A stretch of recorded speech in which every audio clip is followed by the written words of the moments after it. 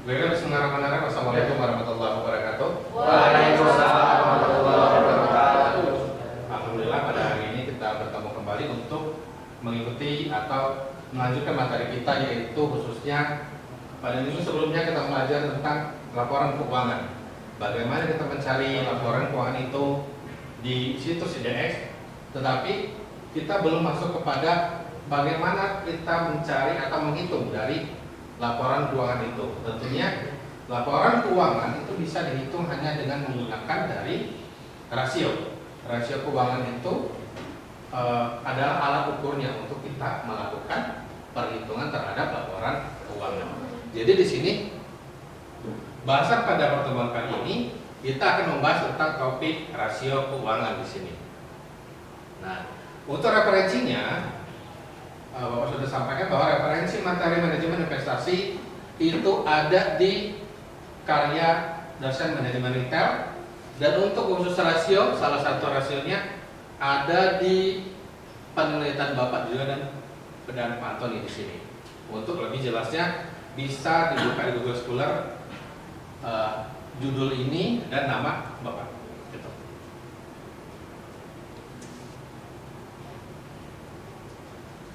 Di dalam pembelajaran ini tentunya ada namanya capaian pembelajaran yang diterapkan atau yang diinginkan, di mana di dalam rasio keuangan ini ada namanya CPL 5. CPL 5 ini pembelajaran ini tentunya mahasiswa harus mampu mengaplikasikan teknik-teknik manajemen teknologi informasi pada keuangan bisnis retail. Artinya begini, artinya dengan kita menggunakan Excel saja untuk menghitung suatu rasio, perhitungan rasio, maka itu disebut dengan kita penggunaan aplikasi. Gitu. Salah satunya itu menggunakan aplikasi dengan cara atau untuk menghitung dari rasio keuangan. Selanjutnya ada namanya rasio keuangan, itu masuk ke dalam kategori capaian pembelajaran mata kuliah, posisinya adalah 4 di sini. Ada namanya capaian pembelajaran MK1, CPMK 2, CPMK 3, CPMK 4. Artinya di sini CPMK 4 itu adalah menganalisis waktu kita mulai menghitung bagaimana caranya supaya dari laporan keuangan yang utuh kita mendapatkan hasil. Bagaimana cara dari hasil itu kita berkomentar atau memberikan tanggapan terhadap hasil itu.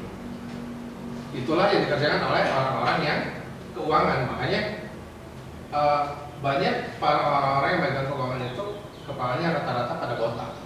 Karena apa? Panas lihat angka ternyata. Angka salah sedikit berubah kemana-mana. Angka salah masukkan nggak tahu kemana larinya. Angka satu di depan masuk artinya sudah berubah. Berbeda dengan kata-kata.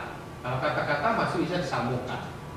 Tadi kalau kualitatif itu bisa disambungkan, tapi kalau kuantitatif tidak. Ketika salah, maka dia akan salah semuanya.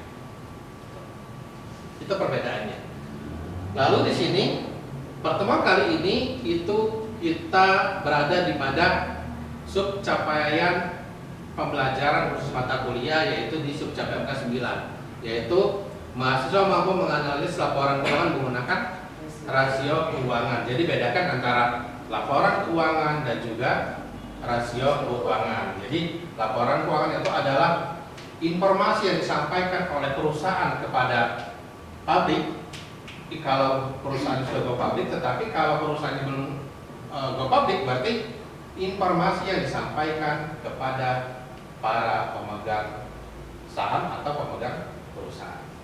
Itu untuk laporan keuangan. Tetapi kalau rasio keuangan itu adalah perhitungan yang dapat menghasilkan baik atau tidak pendapatan pada saat itu, atau kondisi perusahaan saat itu, bagaimana adanya, apakah baik atau tidak.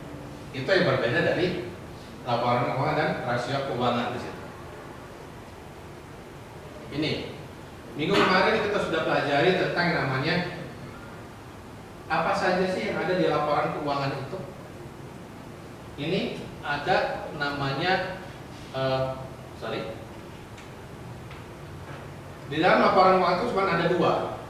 Yang pertama adalah aktiva dan yang kedua adalah pasiva. kalau kita ingin mengerjakan laporan keuangan, yang pertama kali kita hitung itu adalah ini. Yang pertama kali itu adalah pasifa. Kenapa tidak aktiva? Karena pasifa itu adalah semua bentuk modal berada di sana. Setelah modal yang ada, maka baru kita tempatkan ke sini. Misalkan ada uang 1 juta atau 100 juta. Di total modal ada uang 100 juta. 100 juta itu mau kita tempatkan ke sini di mana saja bagiannya. Apakah di aktiva lancar atau aktiva tetap atau aset tak berwujud di sini. Kalau aktiva lancar berarti kita berkaitan dengan modal kerja suatu perusahaan di sini.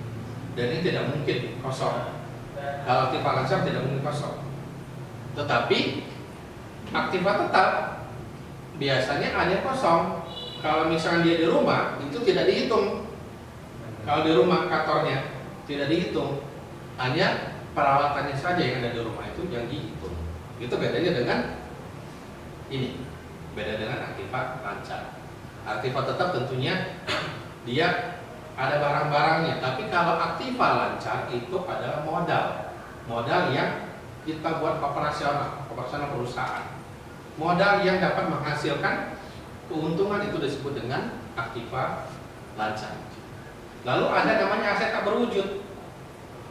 Aset tak berwujud ini itu adalah suatu aset tetapi yang dapat mendatangkan keuntungan bagi kita. Contohnya yaitu misalkan merek. Merek itu ketika kita secara kasar mata merek tidak ada. Tetapi orang mengenal produk kita dengan merek. Makanya disebut dengan aset tak berwujud. Padahal yang dijual itu adalah produknya, bukan asetnya, tetapi masuk ke dalam aset tak berwujud di sana. Hak kekayaan intelektual atau misalkan hak cipta itu termasuk ke dalam aset tak berwujud semua di sini. Jadi perbedaannya tadi, kalau pasifa itu artinya adalah sumber dana atau sumber modal, kalau aktiva adalah aktivitas modal. Itu bedanya. Bagaimana kalau misalkan kita dapat pinjaman, maka kita masuknya ke dalam pasifa. Lalu setelah kita masukkan ke dalam pasifa, ingin kita tempatkan untuk menambah biaya operasional, masuk ke mana kira-kira? Masuknya tentunya di aktiva lancar. Setelah dana itu turun, maka dia akan masuk ke kas dan secara kas atau biasanya di bank. Biasanya kalau secara kas itu ada dananya di bank biasanya. Dia kalau sekarang itu laporan itu ada namanya kas, bank, persediaan maupun yang piutang biasanya. Tapi kalau di dalam laporan keuangan itu bank itu disetarakan dengan kas karena sama-sama dana tunai yang siap dicairkan kapanpun.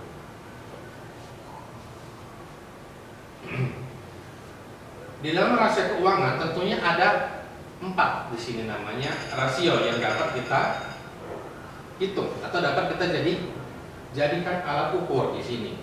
Ada namanya rasio keuangan ini secara pengertian di sini adalah alat analisis keuangan perusahaan untuk menilai kinerja suatu perusahaan berdasarkan perbandingan data keuangan yang terdapat pada pos laporan keuangan tadi ya. Apa namanya? Nah ini artinya pos-pos ini yang kita akan hitung. Di dalam laporan keuangan itu ada 4 namanya. Ada 4 bagian. Yang pertama ada namanya neraca. Kalau ini adalah namanya neraca. Yang kedua ada namanya laba rugi atau namanya pendapatan. Yang ketiga ada namanya arus kas. Dan yang keempat ada namanya perubahan modal. Tetapi kalau untuk arus kas dan perubahan modal biasanya itu hanya kebutuhan internal saja.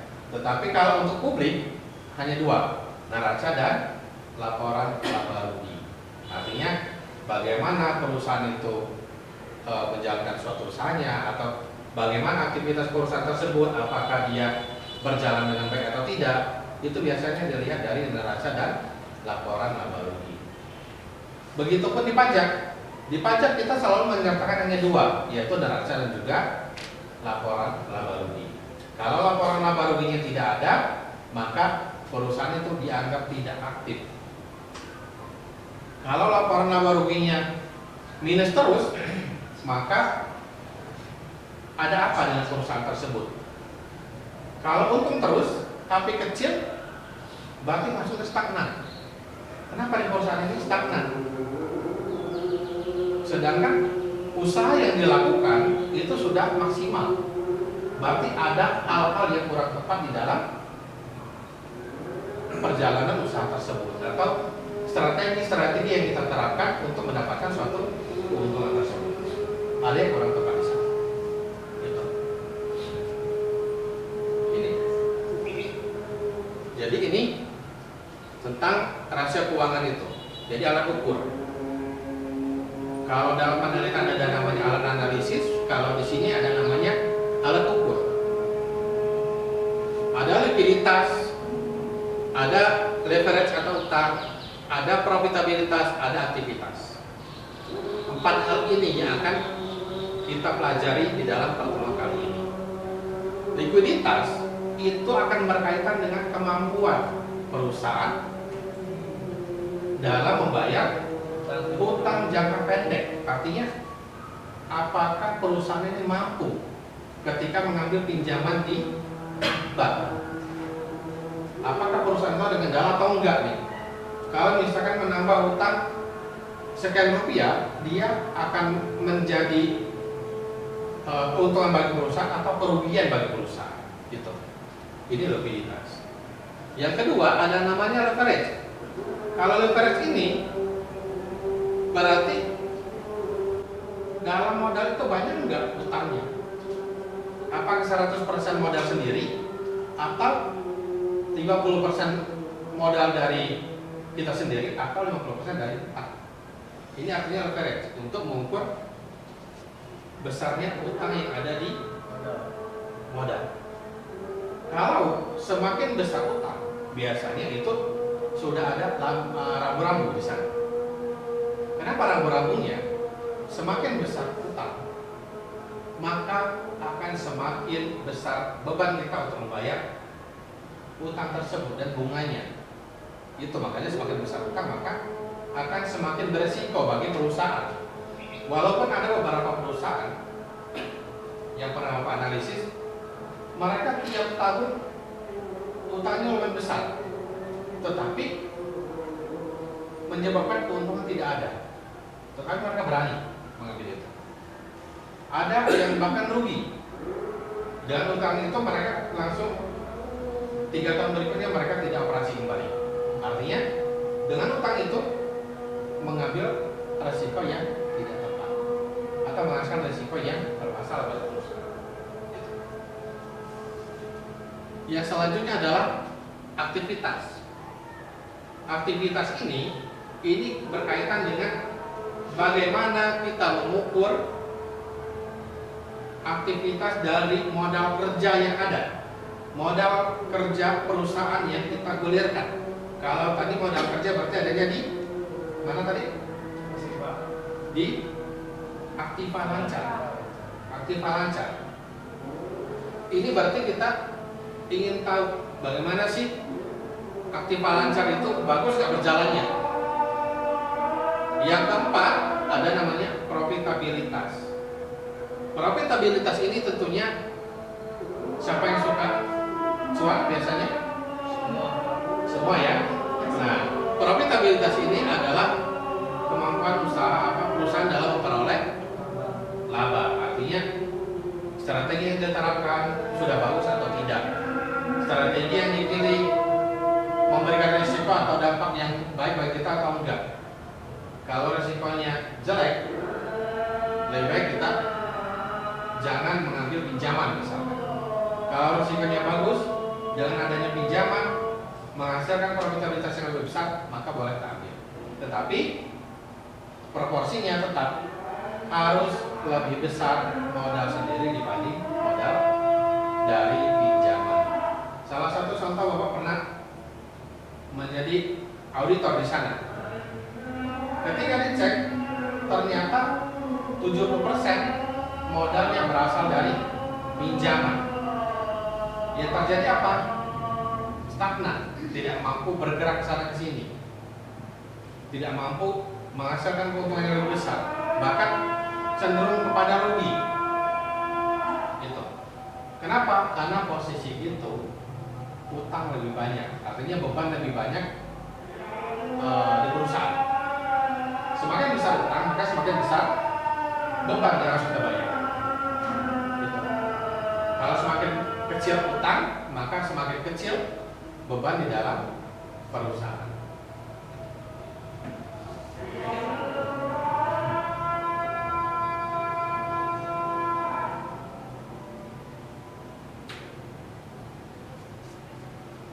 Oke, kita lanjut ya.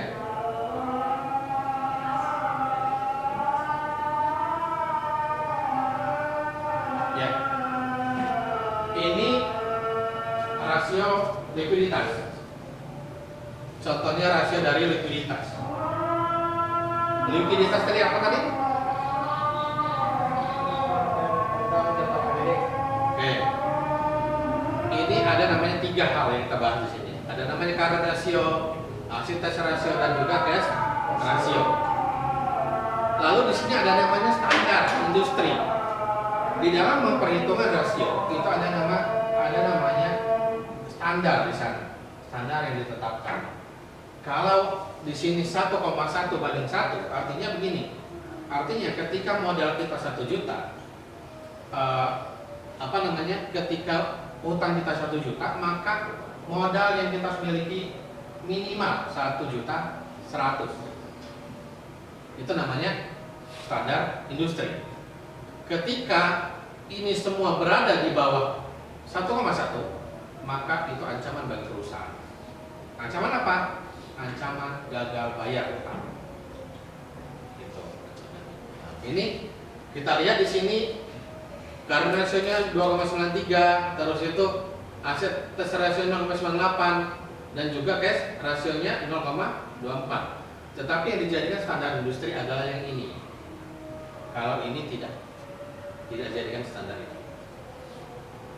Yang dijadikan standar adalah ini, aset rancang 1,1 banding 1. Bahkan nanti juga ahli mengatakan 1 banding 1, utang 1 juta minimal di-cover dengan modal 1 juta. Tetapi kalau utang 1 juta di-cover dengan 1 juta berarti tidak ada buat operasional lagi nantinya.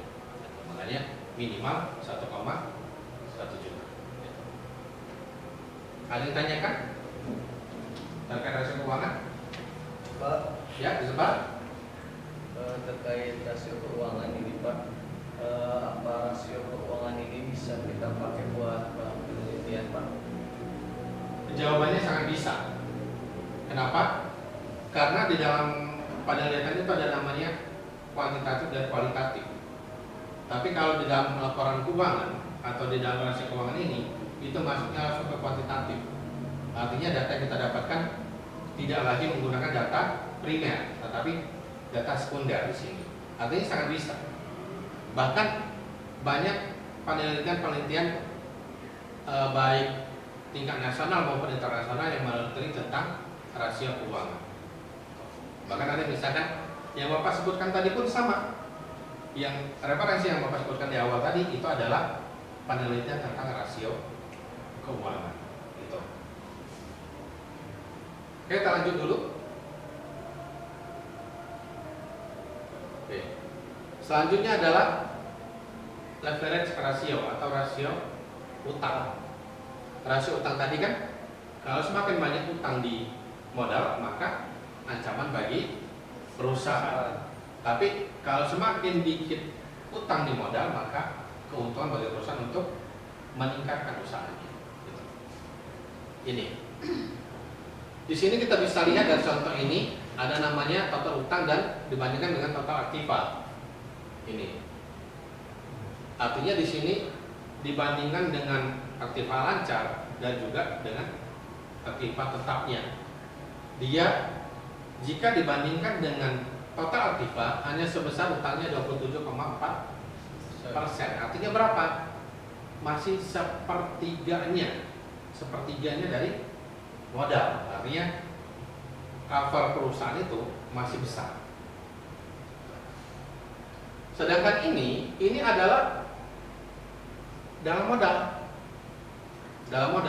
Kalau tadi dalam total aktiva atau total modal yang termasuk lancar dan tidak lancar, tapi kalau ini modal yang betul-betul kita pegang, modal yang betul-betul kita gulirkan di awal, berapa perbandingannya? Kalau di sini misalkan sebesar 37,7%, artinya modal sendiri itu lebih besar daripada utang.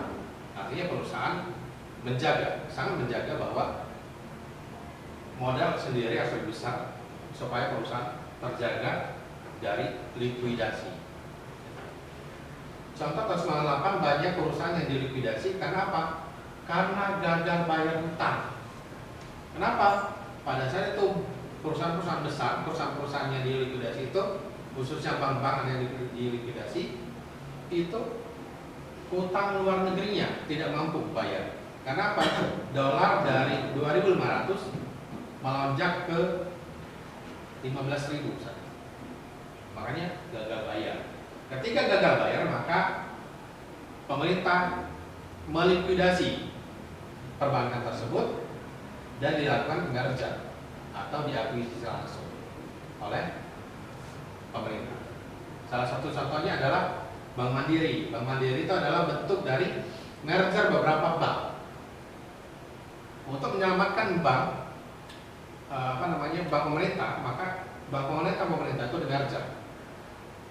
Berbeda hal dengan BSI. BSI itu sudah sama-sama kuat, tetapi karena untuk memunculkan identitas baru, bukan hanya sebatas Mandiri, BRI dan juga BNI, BTN, tapi ada tambahan baru bahwa bank pemerintah tidak hanya 4 tetapi 5, yaitu ditambah dengan BSI. Kalau dulu kan Bank Syariah Mandiri, Bank Syariah BNI, Bank Syariah BRI, tetapi induknya masih tetap BRI, Mandiri maupun BNI. Tetapi karena sudah muncul baru, maka entitasnya pun baru, tidak digabung dengan yang lain. Selanjutnya adalah rasio aktivitas. Kalau rasio aktivitas ini ada namanya dua hal yang dihitung di sana atau kita ukur. Yang pertama adalah efektivitas modalnya dan yang kedua efisiensi modalnya. Efektivitas modal kerja dan efisiensi modal kerjanya. Nah, ini yang Bapak lakukan penelitian di dalam rujukan yang tadi di sini penelitiannya. Di sini ketika kita berbicara, ini sebesar perputaran kasnya ketika dibandingkan dengan penjualan yaitu 2.117,3%. Artinya aktivitas dari perusahaan itu sangat maksimal untuk mendapatkan keuntungan. Lalu ketika dibandingkan dengan persediaannya hanya 137%. Persediaan saja cadangannya itu sudah 1/3, ya, atau 1/3. Lalu yang keempat, yang ketiga ya, ada namanya perputaran modal kerja. Di sini ada dibandingkan dengan penjualan dan modal kerja. Di sini perbandingannya adalah 1,74 atau 174%. 174% ini artinya modal kerja yang bertukar sudah maksimal daripada 100%. Kalau dia 100%, maka itu sama dengan standar, tidak masih stagnan. Yang selanjutnya yaitu adalah efisiensi modal kerja. Efisiensi ini artinya berkaitan dengan seberapa efisiensi modal yang kita gunakan untuk mendapatkan suatu keuntungan atau seberapa efisien aktivitas dari setiap modal yang kita gunakan. Itu yang namanya efektivitas. Dan yang terakhir yaitu kita mempelajari namanya tentang rasio aktivitas. Di dalam rasio aktivitas itu ada 6 yang kita pelajari. Yang pertama adalah disebutnya dengan gross profit margin. Yang kedua ada namanya net profit margin. Yang ketiga ada namanya ROI, ada namanya ROE, ada namanya ROA, terus ada namanya profit margin. Ini banyak yang digunakan.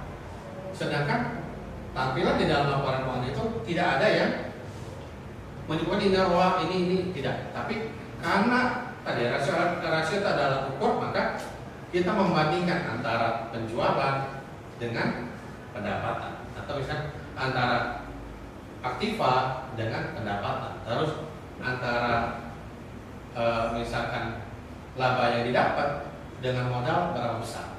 Nah di sana. Jadi kalau di dalam perusahaan itu ada 2 hal biasanya yang diukur.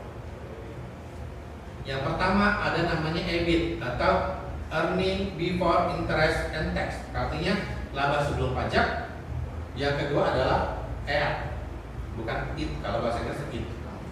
EAT, kalau dalam bahasa keuangan itu adalah EAT namanya, earning after tax, atau laba setelah pajak, atau disebut dengan laba bersih, gitu. Ini yang diukur. Bagaimana aktivitas perusahaan untuk mendapatkan EBIT ini, dan bagaimana aktivitas perusahaan untuk menghasilkan EAT tadi atau earning after tax. Ketika EAT-nya besar, maka menandakan perusahaan itu sudah sangat maksimal dalam menjalankan usahanya. Gitu. Tetapi berbanding terbalik ketika EAT yang dihasilkan kecil atau bahkan rugi. Ketika rugi EAT-nya berarti menandakan perusahaan itu rugi, tidak mampu membayar pajak. Ada yang ditanyakan? Ya, Ani? Pak, bagaimana sih caranya untuk mengambil topik dalam rasio keuangan untuk dijadikan penelitian, Pak? Oke, kalau mengambil topik untuk rasio keuangan ini, misalnya ada 4 ya, ada 4 yang kita bahas, yaitu rasio likuiditas, terus leverage, rasio aktivitas, dan rasio profitabilitas. Topiknya mau ke mana dulu? Likuiditas kah? Leverage kah? Atau profitabilitas kah? Atau aktivitas kah? Kita batasi. Kalau kita ingin aktivitas, jangan kita gabungkan dengan yang lainnya. Biasanya aktivitas itu akan berkaitan dengan Y-nya, biasanya berkaitan dengan profitabilitas. Gitu. Apapun biasanya akan disatukan atau akan digabungkan dengan profitabilitas. Artinya di sana boleh kita memilih satu, tetapi kita tentukan topik yang akan kita teliti. Topiknya adalah aktivitas, berarti kita bahas tentang aktivitas saja. Lalu yang Y-nya untuk apa kita cari di situ? Misalkan kita ingin cari profitabilitasnya, berarti aktivitas terhadap profitabilitas. Aktivitas tadi ada 4. Perputaran kas, perputaran pasien, perputaran piutang, dan perputaran modal kerja. Mau kita ambil yang mana dari 4 tadi? Boleh kita ambil salah satunya, gitu. Atau 2-nya boleh, atau 3-nya, atau 4-nya boleh. Itulah nih ya. Ada lagi tanyakan? Cukup. Oke, kalau begitu baiklah, terima kasih kepada mahasiswa sekalian yang telah mengikuti materi manajemen investasi, khususnya pertemuan 9 membahas tentang rasio keuangan. Pertemuan selanjutnya atau Bapak ingatkan untuk tugas yaitu kita mencari laporan keuangan dan kita mulai menghitung, belajar mulai menghitung bagaimana cara menggunakan rasio keuangan. Bapak akhiri, billahi taufiq wal hidayah. Assalamualaikum warahmatullahi wabarakatuh. Waalaikumsalam warahmatullahi wabarakatuh.